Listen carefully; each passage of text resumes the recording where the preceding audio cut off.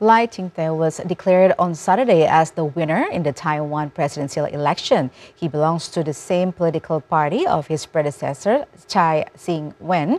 To know more about the latest situation in Taiwan after his victory and what will his policies look like, we will talk with VOA correspondent Elizabeth Lee. Hello, Elizabeth. Thank you for joining us this afternoon. Could you please provide an update with the latest political situation in Taiwan? I think kind of made history in Taiwan politics because it is the first time that a political party has won 3 terms in the president's seat.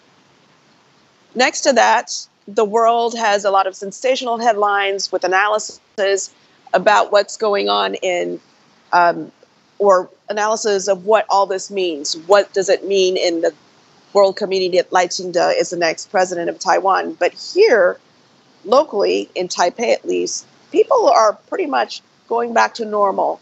It was a calm democratic process, and a lot of analysts are saying that this is what a mature democratic society is. They've had their elections, the winner was announced, and those who did not pick Lai Ching-te accepted the results and went about their way.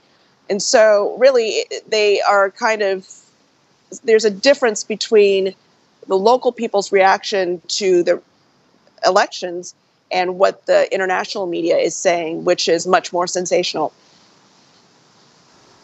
All right, Elizabeth, in your opinion, what will Lai Ching-te do to address domestic issues after winning the election?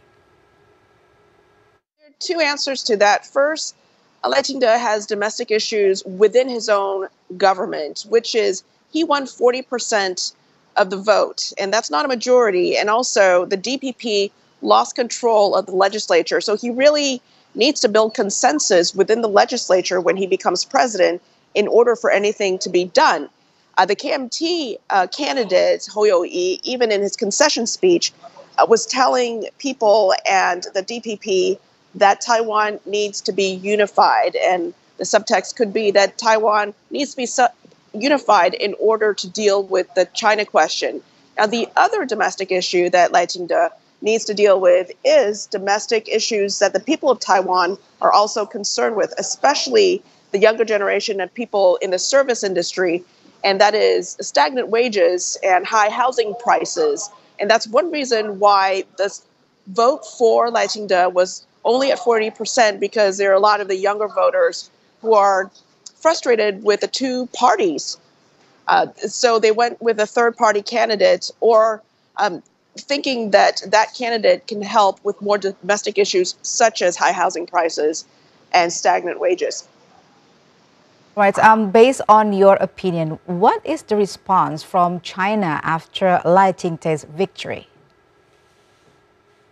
Lai Ching-te only received 40% of the electorate, the vote. China is saying it does not reflect the public opinion in Taiwan. China has also been displeased with the U.S. State Department's response of kind of describing the elections in Taiwan as a robust democratic system, saying that the State Department seriously violated U.S. promises that the only interaction between the U.S. and Taiwan would be along the lines of cultural and economic ties. So China still says, after the election results came out, saying that Taiwan is still a part of China, and whatever happens or changes that happens within Taiwan is a domestic issue, which of course the Taiwan people and politicians here take issue with that kind of assessment of Taiwan.